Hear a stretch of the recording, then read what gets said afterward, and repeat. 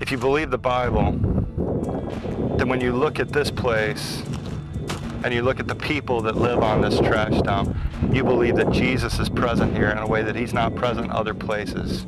Seems strange. Most of us would say, there's no way. The last thing I see in this dump, this place where animals and dogs and young children are fighting over scraps for what they get in the garbage, that somehow Jesus is present here. But the scriptures tell us wherever there are those that are suffering, wherever those that need food, need water, that Jesus is always there, and that we can meet Jesus when we come to them.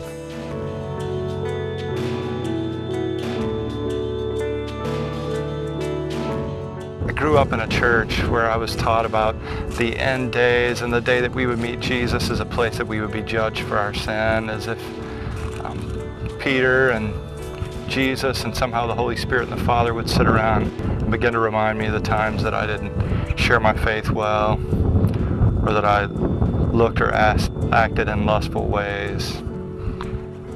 But as I started to read the Bible, I realized Jesus was talking about something much more than that the conversations we'll have in that time will be the places that we met Jesus and we didn't know it. Disciples were asking him this kind of question: Father, when is it that you're saying we gave you a glass of water? When is it that we came to visit you when you were alone? And Jesus says, whenever you've done it to the least of these, then you found me. I believe at the end of our lives, we'll come to this place and we'll sit with Jesus, and Jesus will say, I was with you here, here, here, not in a goofy kind of walking on the beach footprints kind of way. I thought I was alone, but in a way of saying, when you began to give of yourself, you found that I was always present. In the midst of one of the worst stenches that I've ever smelled, it's crystal clear to me here as I look in the eyes of young children that have grown up in these dumps that Jesus is here. My biggest question is, how can the church come here and be and sit at the hands and feet of Christ and be a part of the stories of redemption? I can't get past my nose. We drove up and these kids jumped on the bus. My little boy's not much older than my son. I realized I don't let him eat food that falls on the ground, you know. And these kids are eating their whole life. All their sustenance comes from this place. My theology really messes me out because it tells me that these children are my children, that any children of God somehow belongs to us. So to figure out what it means to care for them is a painful and beautiful responsibility.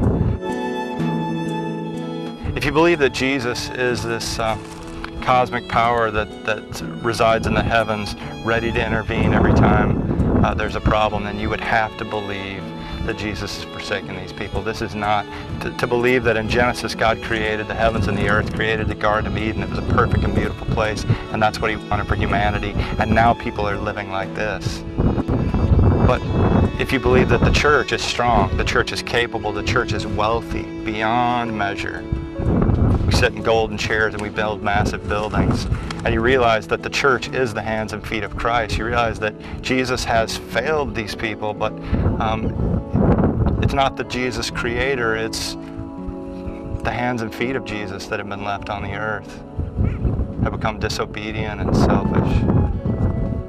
And that's painful beyond measure to me.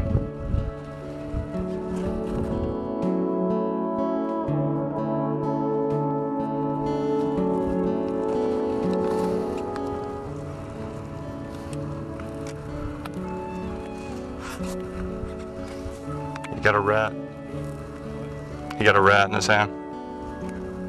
That dude, he just held it up for us. Think it's still alive.